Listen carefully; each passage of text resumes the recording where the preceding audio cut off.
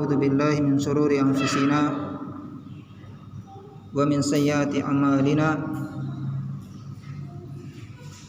May yahdihillahu fala mudilla lahu wa may yudlil fala hadiya lahu. Asyhadu an la ilaha illallah wahdahu la syarika lah wa asyhadu anna Muhammadan abduhu wa rasuluh. Qala Allahu jalla wa ala, ya ayyuhalladzina amanu taqullaha haqqa tuqatih wa la tamutunna illa wa antum muslimun.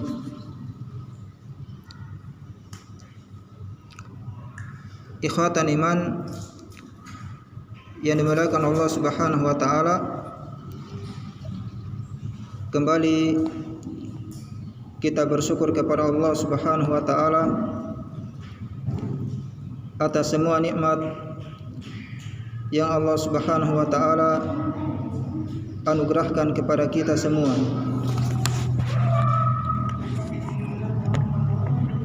Berupa nikmat taufik dan hidayah yang Allah Subhanahu wa taala anugerahkan kepada kita. Ikhwatan iman yang dimuliakan Allah Subhanahu wa taala, pada malam hari ini yang kita berada di salah satu rumah dari rumah-rumah Allah Subhanahu wa taala, kita bermajelis untuk bagaimana kita memahami agama Allah Subhanahu wa taala. Dan tentunya di majelis kita ini semoga Allah Subhanahu wa taala memberkahinya. Dan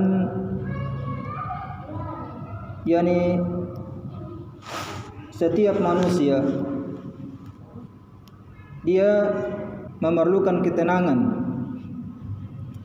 untuk jiwanya. Dan sebagian manusia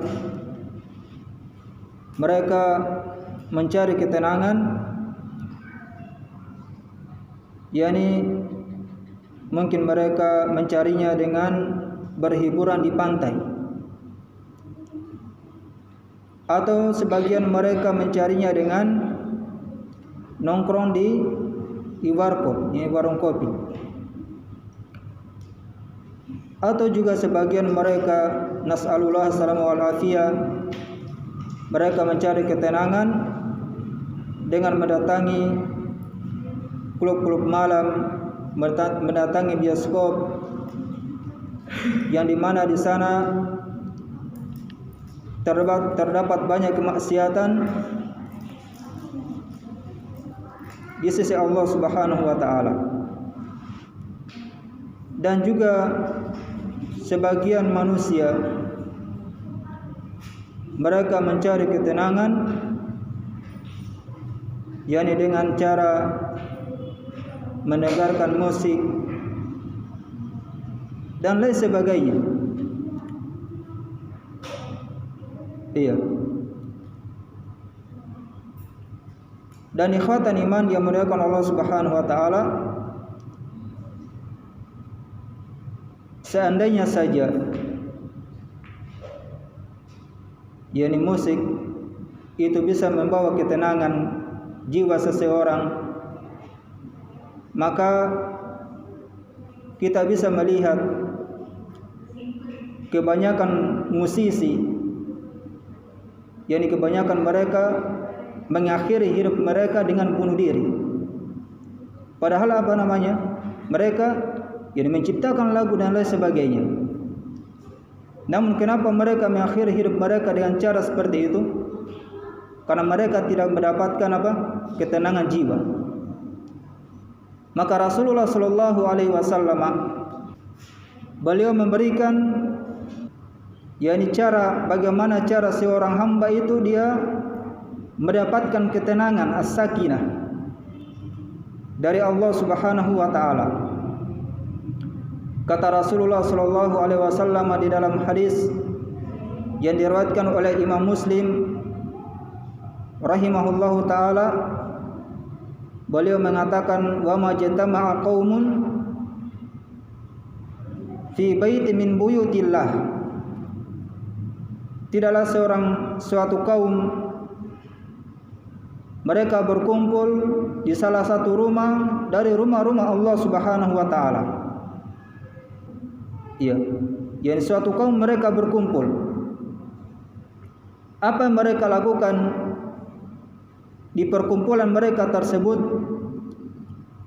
Apakah mereka membicarakan tentang bisnis mereka atau membicarakan tentang bagaimana pekerjaan mereka, kehidupan dunia mereka? Ya, tidak. Namun apa kata Rasulullah sallallahu alaihi wasallam? Beliau mengatakan, yatluna kitabullah. Kaum ini mereka berkumpul untuk membaca kitabullah, membaca Al-Quran, ya, membaca firman Allah Subhanahu wa taala. Dan tidak sampai di situ. Kata Rasulullah sallallahu alaihi wasallam, wa yatadarasunahu bainahum, dan mereka saling mempelajari kitabullah tersebut, mempelajari bagaimana makna dari firman Allah Subhanahu wa taala, mempelajari bagaimana makna hadis Nabi sallallahu alaihi wasallam. Ini yang mereka lakukan di perkumpulan mereka. Mereka berkumpul tidak untuk berfoya-foya di dalamnya, tidak. Akan tetapi mereka berkumpul untuk suatu kebutuhan yang sangat besar, yang sangat agung di sisi Allah Subhanahu wa taala. Mempelajari ilmu agama Allah Subhanahu wa taala. Mengambil warisan Nabi sallallahu alaihi wasallam. Apa mereka dapatkan di perkumpulan tersebut?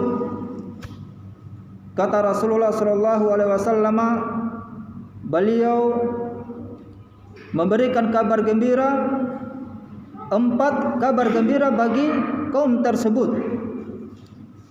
Kata Nabi sallallahu alaihi wasallam, illa nazalat alaihimus sakinah, turun ketenangan pada mereka. Jadi kita ingin mendapatkan ketenangan, maka kita menghadiri majelis ilmu. Kita mendapatkan masalah, bagaimana menyelesaikan masalah tersebut, problem tersebut, maka kita hadiri majelis ilmu. Karena dengan kita menghadiri majelis ilmu, masalah kita bisa terselesaikan. Kemudian kata Nabi sallallahu alaihi wasallam, wa ghasyiyatuhumur rahmah, dan mereka kaum tersebut diliputi dengan rahmat Allah Subhanahu wa taala. Diliputi dengan rahmat Allah Subhanahu wa taala. Kemudian kata Nabi sallallahu alaihi wasallam, wa hafathumul malaikah, dan mereka pun dinaungi para malaikat. Yani maksudnya adalah mereka dimudahkan di dalam upaya menuntut ilmu agama Allah Subhanahu wa taala. Ya. Kemudian keutamaan yang terakhir, yang keempat, yang tidak kalah pentingnya dengan keutamaan sebelumnya, kata Nabi sallallahu alaihi wasallam, wa dzakarahumullahu fi man indah, dan Allah Subhanahu wa taala menyebut-nyebut mereka kaum tersebut di hadapan para makhluknya, iya, di sisi Allah Subhanahu wa taala. Apabila kita saja misalnya diundang oleh presiden di istana, ya, misalnya ada undangan Abu Hafsah diundang oleh Presiden Jokowi di istana. Ini suatu kebanggaan. Ya. Apalagi yang menyebut kita adalah zat yang menciptakan presiden dan menciptakan seluruh makhluk Allah Subhanahu wa taala. Ya, maka ini keberuntungan atau keutamaan yang sangat besar di sisi Allah Subhanahu wa taala. Ya. Jadi kita ingin mencari ketenangan, maka kita menghadiri majelis ilmu. Iya. Dan seyogianya seorang muslim itu dia mempunyai taklim rutin. Ya, taklim rutin. Ya, dia hadiri majelis tersebut. Misalnya mengantuk atau capek, ya, dia hadiri. Ya, tidur di majelis tersebut, ya silakan tidur. Yang penting dia hadiri dulu. Apakah dia mendapatkan keutamaan? Iya, dia mendapatkan keutamaan. Dengan sebab apa? Dia menghadiri majelis ilmu tersebut walaupun dia tidur di majelis. Sebab kata Nabi sallallahu alaihi wasallam, beliau mengatakan humul qaum ya la yasqa bihim jalisuhum. Mereka adalah suatu kaum yang di mana ya tidak merugikan mereka atau tidak mencelakakan mereka dengan kaum tersebut. Iya. Yani keutamaannya dia dapatkan juga walaupun dia tidur di majelis tersebut. Dan apabila kita melihat semangat para ulama di dalam menuntut ilmu agama Allah Subhanahu wa taala, maka semangat mereka ya adalah semangat yang sangat tinggi. Misalnya saja Imam Syafi'i rahimahullahu taala, beliau mengatakan, aku ditinggal yatim bersama dengan ibuku. Yani beliau ditinggal mati oleh bapaknya. Ya. Dan ibuku, kata beliau, menyerahkan aku ke kutab. Kutab itu adalah sekolah yang ada di masjid. Dan kata beliau, ibuku dia tidak mempunyai upah untuk membayar pengajar tersebut. Tapi apa yang dilakukan Imam Syafi'i? Beliau mengatakan, aku pun mendengar hadis dari seorang pengajar tersebut, lalu aku menghafalnya. Ya, lalu aku menghafalnya. Ya. Dan ternyata ibu beliau rahimahullahu taala, beliau pun tidak mempunyai upah untuk membeli kertas. Membeli saja kertas tidak bisa, apalagi membayar upah seorang pengajar. Maka apa yang dikatakan oleh beliau, apa yang dilakukan? Kata beliau, setiap aku menemukan tulang putih, maka aku pun mengambil tulang tersebut lalu menulis di tulang tersebut pelajaran-pelajaran. Ya, setelah penuh tulang tersebut dengan tulisan, maka aku pun menyimpan tulang tersebut di salah satu botol yang sangat tua. Ini semangat beliau. Ya, padahal dari sisi materi ya tidak. Ya, tapi semangat beliau tidak surut hanya dikarenakan ya persoalan materi, persoalan harta. Ya. Begitupun juga dengan misalnya Abu Darda radhiyallahu taala anhu. Beliau mengatakan, ya, apabila aku tidak memahami satu ayat di dalam Al-Qur'an dan aku tidak mendapatkan seorang pun yang dapat menjelaskan ayat tersebut, ya, kecuali yang ada di Barqul Ghamad, ya, kalau tidak salah, yang jaraknya itu 5 malam jam perjalanan dari Makkah. Iya. Kata beliau, maka aku pun pasti akan menjumpai orang tersebut. Padahal dulu perjalanan ini tidak ada pesawat, tidak ada mobil, pastinya beliau jalan kaki.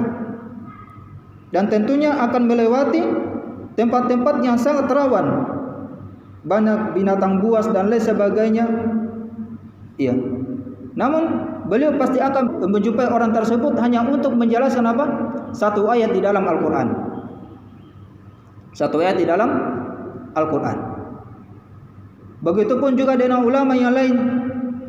Ya, beliau mengatakan, ya, apabila, ya, aku tidak memahami satu, ya, bab di dalam ilmu nahwu, ya, maka aku pun mengeluarkan 80.000 dirham untuk membeli kitab. 80.000 dirham untuk membeli kitab. Ini satu dirham berapa? Ya, kalau sekarang mungkin 4.000 lebih. Kali ini 4.000 dikali dengan 800 atau 80.000 dirham. Sekitar 300 juta lebih. Ini hanya satu bab di dalam ilmu nahwu. Ya, ini semangat mereka di dalam mempelajari agama Allah Subhanahu wa taala. Ya, sampai, ya, atap rumah mereka pun mereka gadaikan hanya untuk apa? Menuntut ilmu. Hanya untuk menuntut ilmu. Ya. Maka ikhwatan iman yang dimuliakan Allah Subhanahu wa taala, ya. Ini sebagai mukadimah penyemangat kita untuk selalu, ya, menghadiri majelis yang di dalamnya dibahas agama Allah Subhanahu wa taala. Baik. Ikhwatan iman yang dimuliakan Allah Subhanahu wa taala, kita lanjutkan pembahasan kita dari Kitabul Jami' yang ditulis oleh Al-Hafidz Ibnu Hajar Al-Asqalani rahimahullahu taala. Kita sampai pada hadis yang kedua, hadis dari Abu Hurairah radhiyallahu taala anhu. Kata Nabi sallallahu alaihi wasallam, "Laisa syadidu bisur'ah. Innama syadid alladhi yamliku nafsahu indal ghadab." Bukanlah orang yang kuat itu dia jago bergulat. Bukanlah orang yang kuat itu adalah jago bergulat. Hanyalah orang yang kuat itu adalah orang yang menguasai dirinya tatkala dia marah. Ya, ini orang yang kuat. Ya. Maka kata Syekh bin Baz rahimahullahu taala boleh mengatakan hadza fi tarhib minal ghadab. Di dalam hadis ini terdapat upaya untuk menghindar dari sifat marah. Ya, merasa takut dari sifat marah. Wa nafatil ghadab katsirah.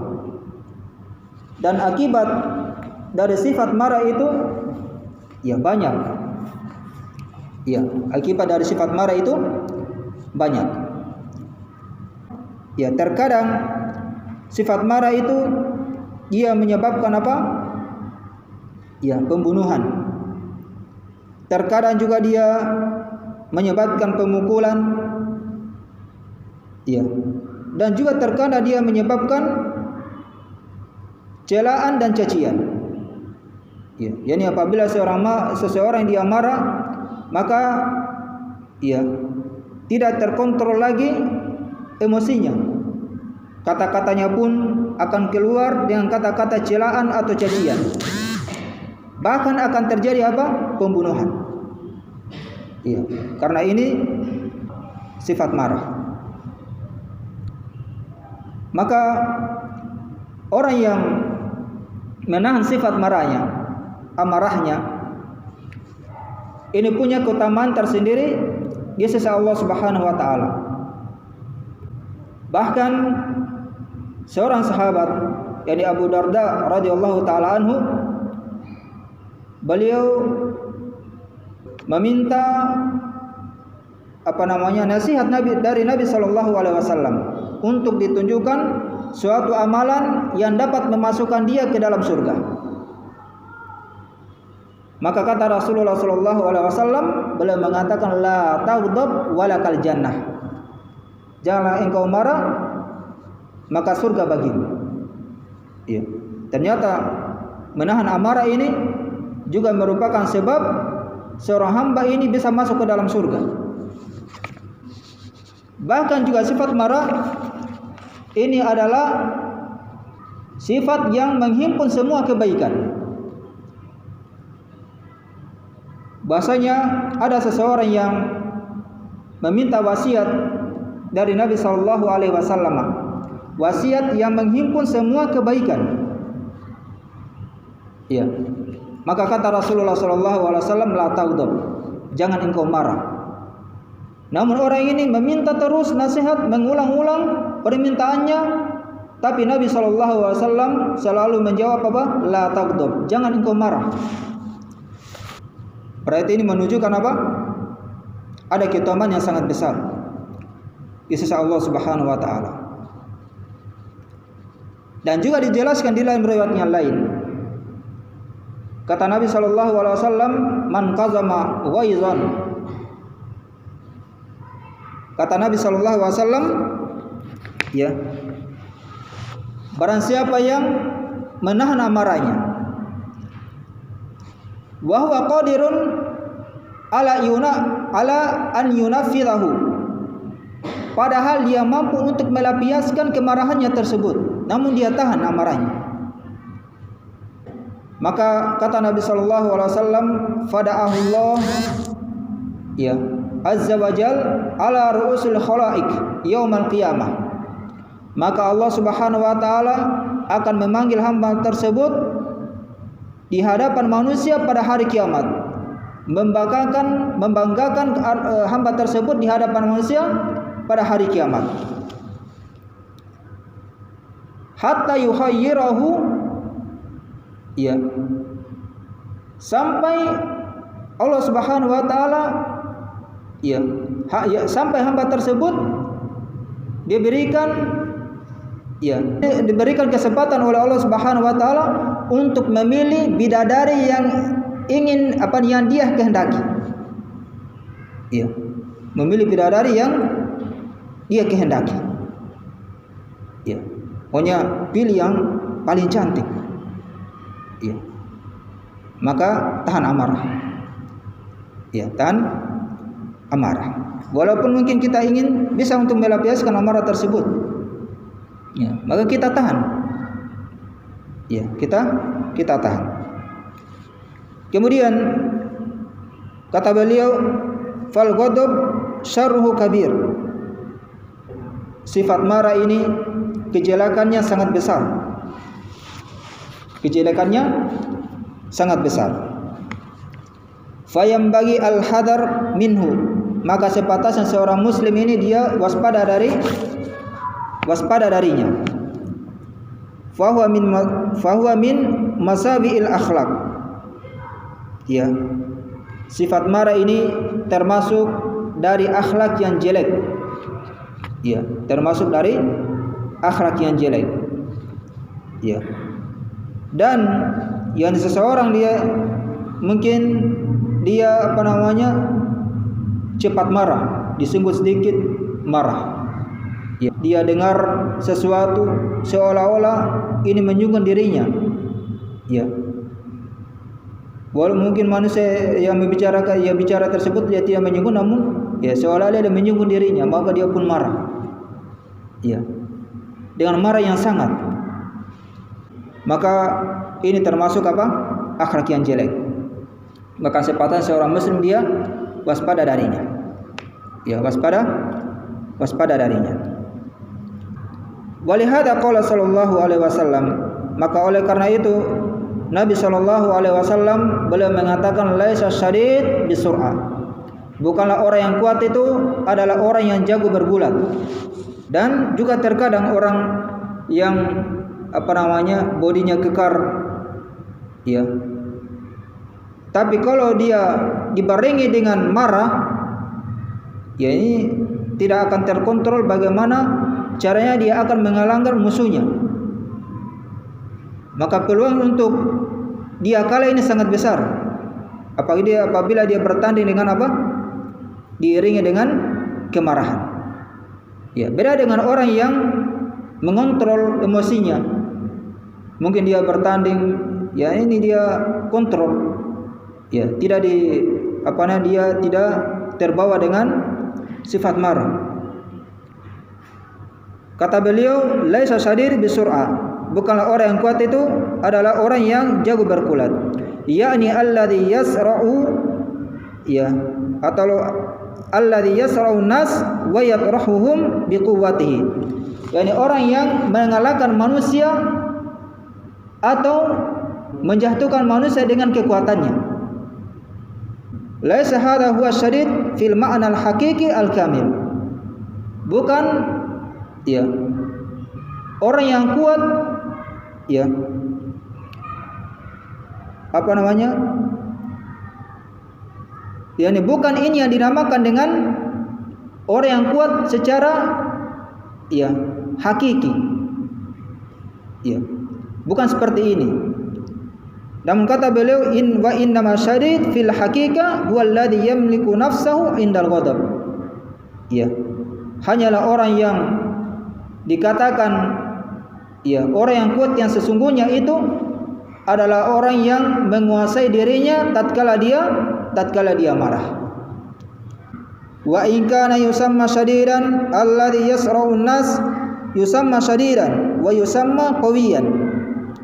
Ya, walaupun, ya, orang yang mengalahkan manusia itu dinamakan dengan orang yang kuat, ya, lakin aqwa minhu wa khairum min alladhi yamliku nafsahu indal ghadab.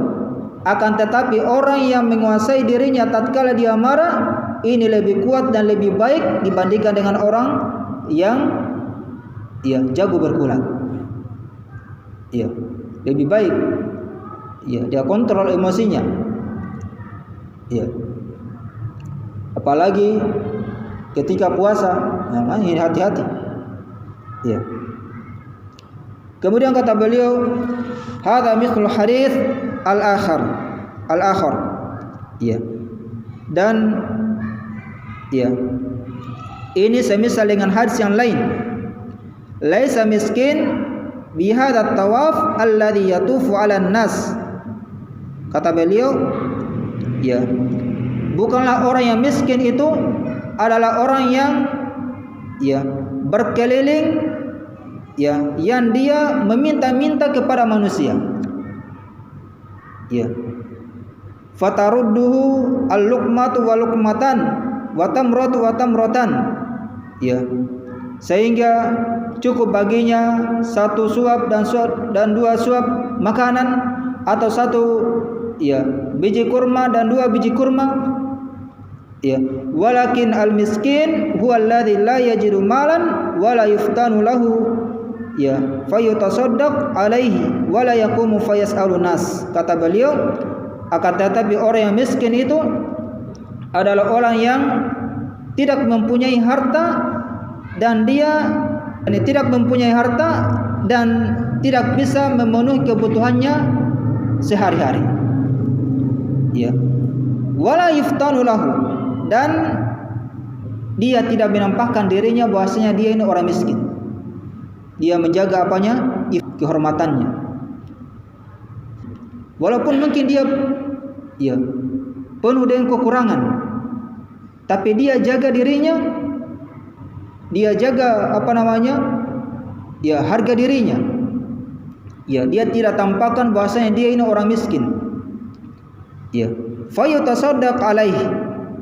Ya, sehingga dia pun diberi sedekah. Ya, wala yaqum fayas'alun nas, dan dia tidak bangkit untuk meminta kepada manusia. Ikhwatan iman yang dimuliakan Allah Subhanahu wa taala. Kemudian kata beliau, ya, hada yusamma miskinan wa hada miskin. Ya, kilahuma miskin. Ya, inilah yang dinamakan dengan orang miskin. Ya. Dan kedua-duanya ya ini miskin juga. Orang yang ya berkeliling ya meminta kepada manusia ya diberikan satu suap atau suap makanan ya atau satu butir kurma atau dua butir kurma ya dia meminta kepada manusia ya ini juga miskin kata beliau. Walakin dzakal muta'affif asyaddu wa aula bihadzal ism.